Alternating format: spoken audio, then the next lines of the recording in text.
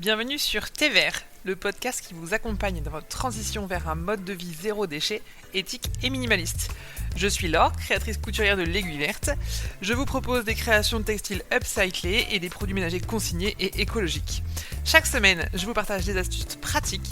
On va rencontrer des personnes inspirantes, acteurs de l'écologie ou pas. On va partager avec des invités leur parcours et ensemble, on va mettre en place des petits gestes indispensable et utile pour prendre soin de la planète. Faisons de l'écologie une aventure simple, durable et fun. Alors, prêt à passer au vert ? C'est parti. On fait attention à ce qu'on mange, à comment on se déplace, on trie, on composte, on évite le plastique. Et pourtant, il y a un moment de notre vie sur lequel personne ne se pose jamais vraiment de questions. Notre mort. Alors oui, quand je dis un moment de notre vie, c'est plutôt en fin de vie. Je sais, c'est un sujet qu'on n'a pas franchement l'habitude d'aborder, mais aujourd'hui je vous propose qu'on le fasse, calmement, sans dramatisme et surtout sans culpabilité, parce qu'il y a des choses à savoir. Et une fois qu'on les sait, on peut choisir. Et parfois choisir autrement nous coûte ni plus cher, ni plus d'efforts. Alors aujourd'hui dans le thé vert, je vais aborder ce sujet un petit peu tabou, un petit peu, qu'on met sous le tapis, un peu, sensible, délicat, l'impact écologique de nos obsèques, de la mort. Le sujet dont tout le monde ignore les chiffres, moi j'en ai trouvé. Et bien sûr, comme d'habitude, je vous apporte des alternatives qui existent ou qui vont arriver. J'ai déjà des petites exclusivités, en tout cas des infos à vous donner là-dessus, pour pas vous laisser en plan, comme d'habitude. Si vous écoutez Thé Vert pour la première fois, rassurez-vous, ce n'est pas toujours des épisodes aussi trash, aussi dramatiques, aussi controversés, d'accord, hein. Allez en écouter d'autres, vous verrez que je suis quelqu'un de sympa, chaleureux et qui aborde des sujets avec toujours positivité, bienveillance et dans la bonne humeur. Voilà. Bref, revenons à notre épisode du jour. Alors, je vous ai prévenu que j'ai trouvé des chiffres et il y en a un qui vraiment m'a surprise. Une inhumation classique avec un cercueil en bois, un caveau en béton, une stèle en granit génère en moyenne 833 kg de CO2. Vous voyez ce que ça représente ? Allez, c'est l'équivalent d'un aller-retour Paris-New York en avion. Si je le compare avec l'avion, vous vous doutez bien que ça veut dire que ça fait beaucoup. Et la plus grosse part de cette empreinte, c'est le béton. Les caveaux représentent à eux seuls près de 40% des émissions. On enterre les gens dans des boîtes de béton, dans des boîtes de bois, et la décomposition naturelle peut alors prendre des décennies, des dizaines d'années, parfois même jusqu'à un siècle. Si plus on a du béton armé, épais, etc., on ralentit le processus naturel. Je ne veux pas faire de religion, mais tu es né poussière, tu redeviendras poussière. Voilà, c'est l'essence même de tout être vivant, autant humain, végétal qu'animal sur cette terre.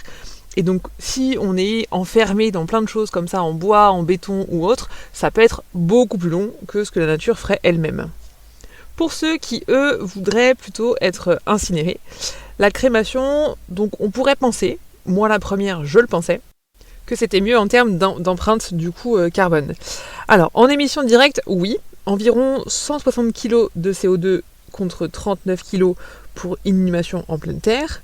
Sachant que c'est quand même pas ce qui est le plus répandu, hein. Généralement c'est quand même mis dans des caveaux, etc. Et justement, si on intègre l'entretien des cimetières sur le long terme, les pesticides, l'eau, les stèles en granit importées d'Asie, les deux options finalement se rejoignent. Ni l'une ni l'autre n'est plus neutre que l'autre.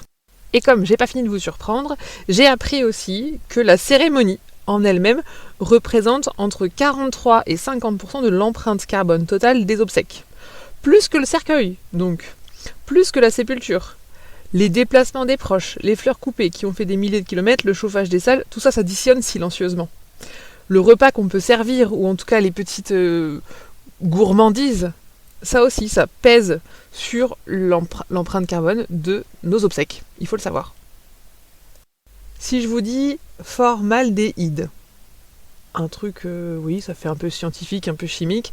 Eh bien oui, c'est un truc dont on ne parle jamais. Et c'est une pratique qui concerne la moitié des défunts en France. C'est la thanatopraxie. En fait, c'est de l'embaumement.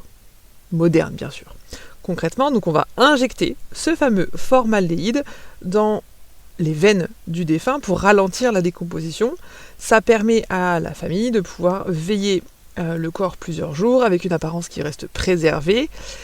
Si les obsèques sont un petit peu plus longues à venir pour des raisons techniques, etc., voilà, ça permet d'attendre un petit peu. Sauf que le formaldéhyde, c'est un produit cancérigène, classé comme tel par l'OMS, l'Organisation mondiale de la santé. Les thanatopracteurs, donc ceux qui pratiquent ces soins, sont d'ailleurs les premiers exposés et de manière chronique, puisque c'est leur travail. Tous les jours, ils sont en contact avec ça. Justement, c'est ce qui me frappe, c'est que, pour le coup, nous, on sait que c'est cancérigène, on sait que 50% des défunts pratiquent, alors en tout cas pratiquent, pardon du terme, mais en tout cas ont des soins avec ça, et on est quand même les plus nombreux, en tout cas en France, enfin disons dans le monde, à le faire, parce qu'en Allemagne, eux, c'est 7% des défunts, au Québec, pareil. En tout cas, on est vraiment très élevé, nous, en France, avec 50% des défunts qui sont concernés. J'ai pas tous les chiffres mondiaux, si ça vous intéresse d'aller creuser, je vous laisse aller fouiller davantage. Et donc, c'est pas une nécessité médicale, je le rappelle, c'est une habitude culturelle, et on peut le refuser. C'est pour ça que je vous disais que dans cet épisode, vous allez apprendre des choses, parce que moi-même, je ne le savais pas. Pour moi, c'était plutôt quelque chose de normal, finalement. Mais il existe des alternatives. Par exemple, la chambre froide, la conservation par le froid, il n'y a aucun produit chimique. Dans la quasi-totalité, généralement, des établissements funéraires, c'est possible de le faire. Il suffit juste de le demander. D'accord ? Le délai légal en France pour organiser des obsèques, c'est 6 jours. Normalement, c'est suffisant. Il faut s'organiser un petit peu et ça peut éviter de polluer nos sols, empoisonner les professionnels qui font du coup ces injections. Voilà, c'est aussi bon pour les vivants et la vie en général.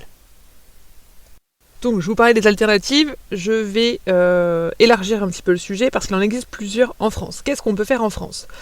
Donc concernant le cercueil, on trouve maintenant des cercueils en carton recyclé, en bambou, en osier, en papier mâché. C'est tout à fait légal, ils vont se décomposer sans polluer, parfois même en quelques mois. Leur prix est même d'ailleurs bien inférieur aux cercueils classiques. Il y en a des 50 €. Ça peut être un geste très très simple à faire, accessible, et alors que personne ne sait que ça existe. Je comprends qu'on puisse vouloir avoir certain prestige, respecter la personne, mais parfois respecter le défunt, c'est aussi respecter ses convictions personnelles. Je vous ai dit la semaine dernière dans l'épisode que moi, je voulais être incinérée et ensuite pouvoir être mise dans une petite boîte au pied d'un arbre. Et en fait, en préparant cet épisode de podcast, je me dis que pourquoi pas finalement un simple carton, un cercueil en carton, c'est peut-être mieux, en fait, moins coûteux en impact carbone que de me faire incinérer. Donc je vais revoir ma copie et ma position personnelle. Ce qui existe, je l'ai un peu abordé aussi, ce sont les cimetières naturels. Il y en a quelques-uns en France. Pas de béton, pas de pesticides, pas de dalles en granit importées de l'autre bout du monde. Uniquement des arbres, des plantes locales, des marqueurs de bois. Et finalement, ce que je disais tout à l'heure, c'est que le corps va rejoindre le cycle naturel de la vie sur Terre. Revenir à la poussière, etc. Donc c'est ce que je vous disais, c'est peut-être un choix que moi je ferais. Il faut que je me renseigne dans mon entourage et dans mon environnement géographique proche s'il y en a, mais en tout cas c'est quelque chose que moi personnellement je vais creuser. Il y a aussi un angle qu'on oublie un petit peu, c'est que le corps est forcément déplacé, transporté en voiture ou en petite fourgonnette. Il faut savoir qu'aux Pays-Bas, il existe des triporteurs à vélo, spécialement conçus pour ça. En France, il n'y en a pas, surtout parce qu'on a aussi beaucoup de petites communes rurales qui ne pourraient être difficilement desservies par ce type de moyens de transport de défunts. En revanche, sachez-le, ça existe. Pourquoi pas dans certaines grandes villes, ça pourrait se développer. Voilà. Je vous ai dit que je vous parlerai aussi de ce qui n'est pas encore légal en France, mais qui existe à l'étranger. À l'international, ça peut permettre de donner aussi une projection, parce que bon, en même temps, moi je me dis j'ai 34 ans, j'ai pas forcément l'intention de mourir demain, non plus, donc de me dire que ce qui pourra arriver plus tard aussi, qui pourrait devenir légal dans notre pays, ça peut être, c'est un sujet qui m'intéresse aussi. Alors, il existe tout d'abord l'humusation. J'articule pour bien prononcer. L'humusation, en fait, c'est le principe de transformer en compost en quelques semaines le corps, dans un environnement contrôlé, c'est-à-dire pas dans son jardin. C'est fait dans des endroits spéciaux, etc., prévu à cet effet, et voilà, on laisse le corps directement en terre par exemple, pour du coup le laisser finir de vivre sa vie, entre guillemets, alors pas vie au sens être humain, mais la vie sur la Terre. Donc c'est autorisé dans plusieurs États américains depuis 2019 et en cours de légalisation en Belgique, donc c'est pas si loin. Et donc l'idée c'est qu'ensuite notre corps, nos cellules permettent de nourrir la vie sur Terre, les arbres, les fleurs, les jardins, etc. Il existe ensuite l'aquamation. Alors c'est un peu la même chose, mais avec le début de ce mot, vous avez sans doute compris, c'est que le corps va se dissoudre dans l'eau chaude alcaline. Alors c'est une eau qui est un peu particulière, il n'y a pas de combustion, surtout c'est pas du tout brûlé, c'est pas une eau qui est chauffée en fait, qui se passe par un bain d'eau bouillante non plus, hein, mais c'est que la chaleur va permettre à la dissolution entre guillemets plus rapide et la fin des cellules en fait de façon plus rapide que si on laisse juste dans l'eau comme ça, malheureusement dans la mer ou des choses comme ça, par exemple. Je voulais vous dire combien de temps ça restait, mais je ne sais plus, je vais vérifier.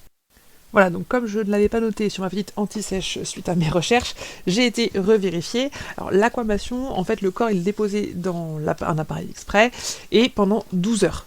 Donc ça va rester en fait pendant 12 heures comme ça, et on récupère ensuite 100% des os, alors que la crémation, c'est durant 2-3 heures à 700 degrés, et qu'on récupère entre 90 et 90% des os. Ensuite, ils sont broyés pour récupérer les cendres, hein, clairement, et ensuite être dissimulés, gardés, conservés par la famille, voilà, peu importe. Donc ça, c'était le deuxième moyen, la deuxième alternative, qui n'est pas encore légale en France, je le rappelle. C'est autorisé par contre en Canada, en Australie et déjà en Belgique également. Troisième alternative que j'ai trouvée, c'est aussi la promession. Donc là, le corps il est lyophilisé avec de l'azote liquide et il est réduit ensuite en poudre qui va se décomposer en quelques semaines. C'est un procédé qui est développé actuellement en Suède et pour l'instant c'est le seul pays du monde à le faire. C'est un nouveau procédé de gestion de la fin de vie entre guillemets. Voilà, donc ça avance, il y a des changements. Je trouve ça beau aussi de me dire qu'on peut choisir la façon dont on peut finir notre vie. Est-ce qu'on peut avoir envie de devenir humus, rejoindre la terre, ou bien ou pas, c'est pas une obligation. Voilà, chacun est libre de ses choix, mais en tout cas, je trouve ça bien qu'il y ait le choix, qu'il y ait ces choix qui existent. Voilà, donc on a plus de marge de manœuvre qu'avant, et il existe des alternatives plus écologiques. C'est pas réservé aux écolos non plus. C'est aussi pour une fois, malgré tout, c'est pour une fois moins cher aussi d'être plus écolo sur ce coup-là, et c'est une bonne nouvelle. C'est tout aussi digne, bien sûr, tout aussi respectueux, je trouve. Après, je respecte également toutes les croyances, toutes les envies, tout ce qu'on peut avoir, tout ce qu'on peut souhaiter. Mais voilà, si le sujet vous touche, parlez-en autour de vous, à vos proches, pas de manière dramatique, juste comme une conversation normale, parce que ces choix-là, c'est mieux de les avoir préparés à l'avance plutôt que de les faire dans l'urgence et dans la douleur. Moi, je dis énormément, enfin je disais en tout cas énormément à mes proches, énormément, qu'on s'entende, hein, pas toutes les 5 minutes, mais j'ai toujours dit à mes proches que je voulais être incinérée. Après avoir fait des recherches, je pense que je leur donnerai une autre directive pour la fin de mon corps sur cette terre. Donc voilà, je me dis que c'est une façon pour moi d'être cohérente jusqu'au bout. Et puis, c'est ce que je vous dis dans l'épisode précédent, c'est que je préfère laisser plus de place à la vie et surtout ne pas nuire à la vie en laquelle je crois. Voilà, et bien écoutez, je vous remercie d'avoir écouté cet épisode. Si vous voulez aller plus loin, les ressources et l'article de blog, comme d'habitude, je vais vous l'écrire et je vais le mettre sur aiguilleverte.fr. Dites-moi si ce sujet vous a parlé, vous a plu, vous a choqué, vous a déçu. Je serais ravie de pouvoir en discuter et je respecte bien sûr tous les points de vue. Voilà. Avant de vous quitter, je vais... avant de vous quitter sur un épisode sur la mort. Non, avant d'arrêter la fin de cet épisode. Oui, c'est mon petit côté humour noir parfois, pardon. Je voulais vous dire que j'ai un peu de mal à suivre le rythme d'un épisode de podcast par semaine en ce moment. Je me suis rendu compte qu'il y a eu un bug sur la publication automatique de l'épisode de la semaine dernière, donc là les deux ils vont sortir cette semaine. Voilà, je réfléchis à lever le pied, à faire un épisode un mercredi sur 2, ou une semaine sur 2, je ne sais pas encore. Dites-moi si je vous manque quand je ne suis pas dans vos oreilles toutes les semaines. Voilà, ça me donnera la force, le courage de pouvoir garder le rythme et de vous faire plaisir. Dites-moi encore une fois aussi s'il y a des sujets que vous préférez écouter, aborder, qui vous intéressent, dont vous ne trouvez pas les réponses, sur lesquels je peux vous accompagner et vous guider. Voilà, et bien écoutez, je vous souhaite une très belle journée, soirée, après-midi, nuit, peu importe quand est-ce que vous écoutez Thé Vert, et je vous dis à très très vite, prenez soin de vous et de la planète. Ciao ciao. Thé Vert, c'est fini, c'est tout pour aujourd'hui, alors rendez-vous maintenant la semaine prochaine.